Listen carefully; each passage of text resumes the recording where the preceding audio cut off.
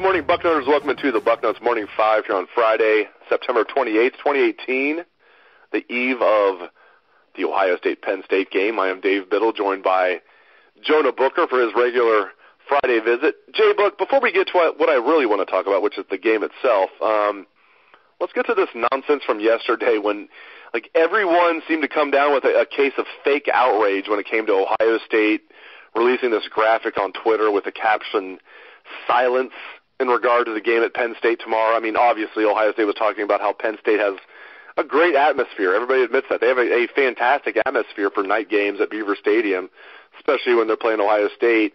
And the Buckeyes, they were just saying that, their play would silence the Nittany Lions as fans. However, idiots took it the wrong way.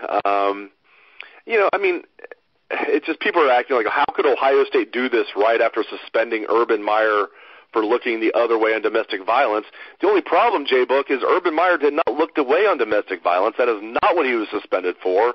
Just what are your thoughts as you sift through all of this? I think it's a bunch of BS.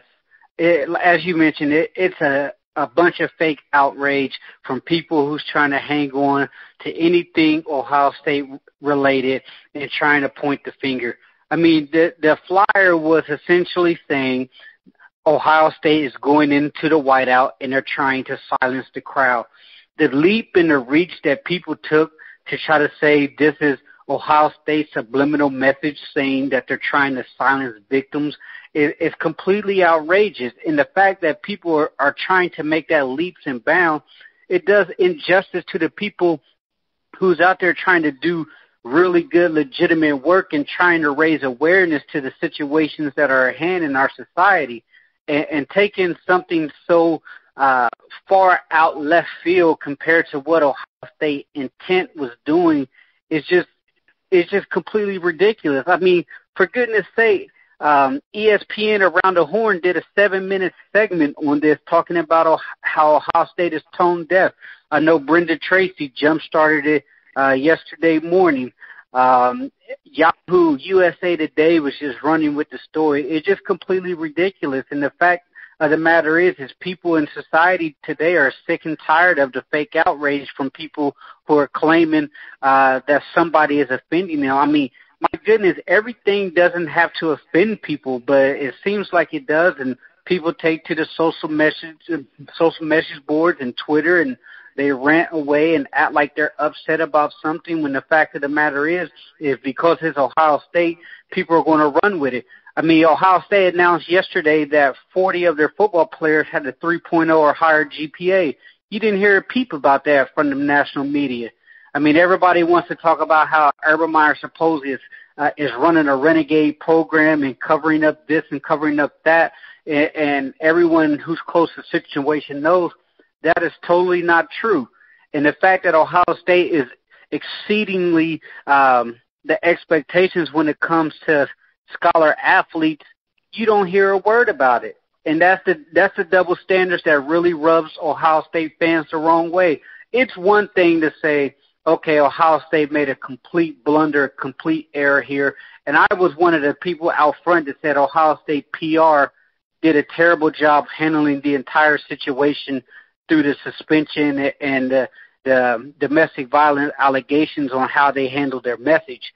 But this is just totally out in left field, and people's arms are probably hurt from reaching so far trying to grasp one of something. Yeah, there were some shoulders popped out of socket for sure. And some people are just stupid. That's a given. Some people are not stupid. Most people are not stupid, and they're just, again, this is where it comes back to fake outrage. Most people realize, okay, they're obviously talking about, they're silencing, the whiteout. They want to quiet down the crowd. And again, another thing that pisses me off is this comes back to Urban Meyer was not silencing domestic violence. That was part of the report. They made that clear in the report. Did Dr. Drake make that clear when he talked to the media in his ridiculous fashion? No, but the report made that clear. Urban Meyer was not suspended because of domestic violence. So I think most people get that, but they just hate Ohio State and hate Urban Meyer, so they're disingenuously jumping onto this. I really feel like there are some people who are confused, who are just stupid. Most people, JBook, I feel like are not stupid. They're just, engaging in fake outrage. And the thing that you have is you're going to have people who are not aware of the football culture as far as what Penn State is about when it comes to their whiteout. And the moniker of silencing the crowd in college football has been around for years. I mean, Ohio State has been doing the shush thing since Michael Thomas 5 years ago. That's where, originally originated from.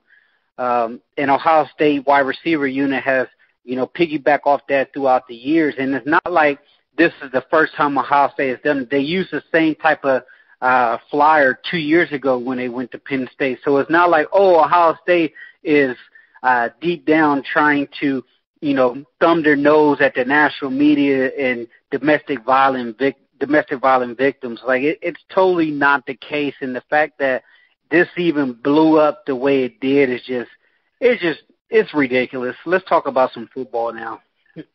Exactly. Thank you. Let's transition. That's exactly what I was going to say. Let's get to what I really want to talk about. So the Buckeyes, 4.5 points favored tomorrow night. I think obviously two high-powered offenses. A couple of defenses have been pretty leaky. How do you see this one playing out tomorrow night, JBook?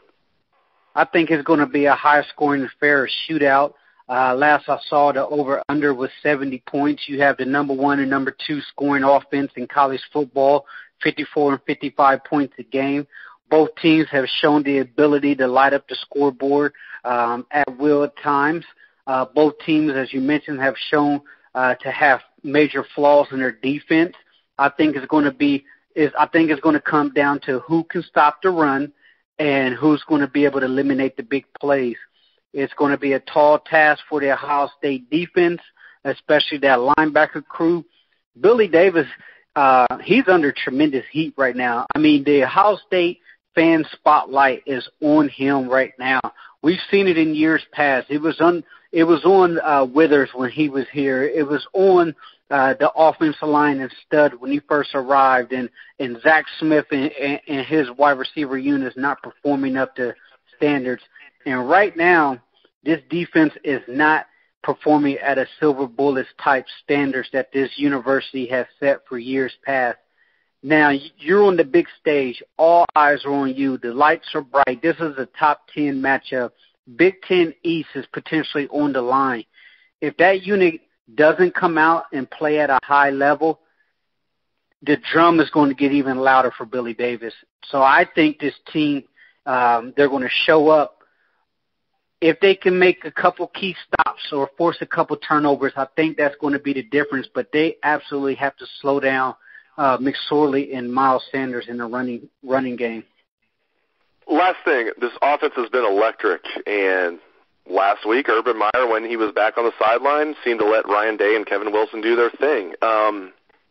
Is that how it's going to be going forward, in your opinion? Do you think Urban Meyer is going to obviously not take a complete back seat? We know the offense is his baby, but is he going to let Ryan Day and Kevin Wilson do their thing? I think he is. And Dave, what I've noticed, and I think Urban Meyer notices sitting at home watching these games, is Dwayne Haskins is a cheat code, meaning that he's unlocking the Ohio State offense.